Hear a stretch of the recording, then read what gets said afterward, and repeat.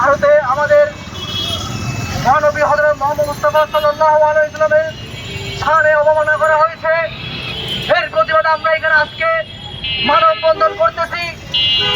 আমার কষ্ট লাগে এটাই, আমরা যখন ভারতের জন্য ইলিশ পাঠাই আর ওইখানে আমাদের প্রিয় নবী হযরত মুহাম্মদ মুস্তাফা সাল্লাল্লাহু আলাইহি ওয়াসাল্লামের উপর কটূক্তি করে, আর সেজন্য ভারতের বিধায়ক আরো তাদেরকে সাহস দেয়, উৎসাহ দেয়।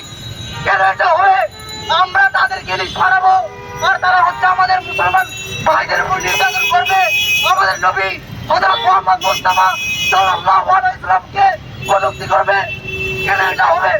আমরা অনতিবিলম্বে আমাদের সরকারের কাছে একটা মেসেজ দিব, আপনারা এর বিরুদ্ধে অ্যাকশন নেন, আপনারা ভারতীয় হাই কমিশনারকে তলব করেন। আর যদি আপনারা ব্যর্থ হন, আমরা মুসলমান, আমরা আমাদের রক্ত আগুন যখন ধরে গেছে, আমরা আমাদের নবী হযরত মুহাম্মদ মুস্তাফা সাল্লাল্লাহু আলাইহি ওয়াসাল্লামের শানে যখন প্রতিষ্ঠিত হয়েছে, আমরা ঘরে বসে থাকবো না, ভারতীয় হাই কমিশনারকে লাভ করবো, আমরা ঘরে বসে থাকবো না। সবাইকে ধন্যবাদ, যার যার সেই জায়গা থেকে পারেন প্রতিবাদ করবেন। আমরা কখনো রাসূল সাল্লাল্লাহু আলাইহি ওয়াসাল্লামের শানে কটূক্তি করাকে মেনে নিব না। আপনারা অতি বিলম্বে ভারত সরকারকে অবগত করে রাষ্ট্রভাবে হুজুরপুর নূর সাল্লাল্লাহু আলাইহি ওয়াসাল্লামের প্রতি অবমাননার তীব্র নিন্দা জানান। আমরা বিগত দিনগুলোতে দেখতে পেয়েছি আমাদের ভারতে লক্ষ কোটি যে মুসলমান ভাই বোনেরা আছে, তাদেরকে ঠিক মতো নামাজ পড়তে দেওয়া হয় না, তাদেরকে কুরবানি দিতে দেওয়া হয় না, তাদেরকে ঘর বাড়ি থেকে উচ্ছেদ করা হয়। পবিত্র মসজিদ, মুসলমানদের পবিত্র ঘর, ইবাদতের ঘরকে জ্বালিয়ে দেওয়া হয়, ভাঙচুর করা হয়।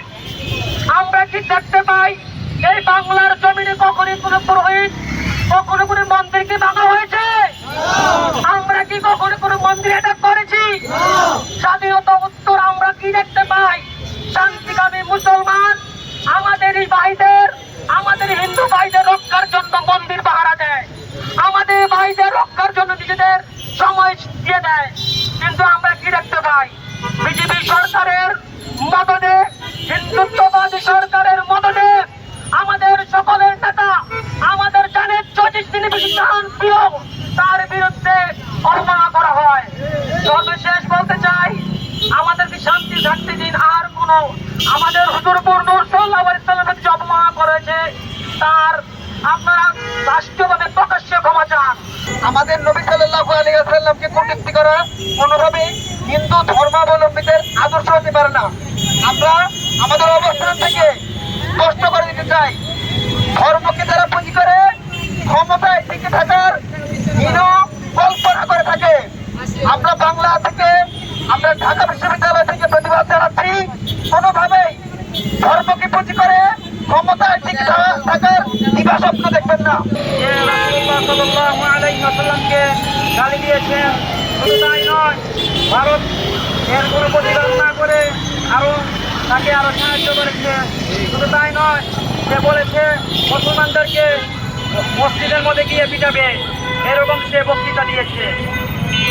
আমরা সকলেই রাসূলুল্লাহ সাল্লাল্লাহু আলাইহি ওয়াসাল্লাম বলেন, তোমাদের কেউ পরিপূর্ণ ঈমানদার হতে পারবে না যতক্ষণ না পর্যন্ত আমি এবং তার পিতামাতা তার নিকট সবচেয়ে প্রিয় ব্যক্তিত্ব হব।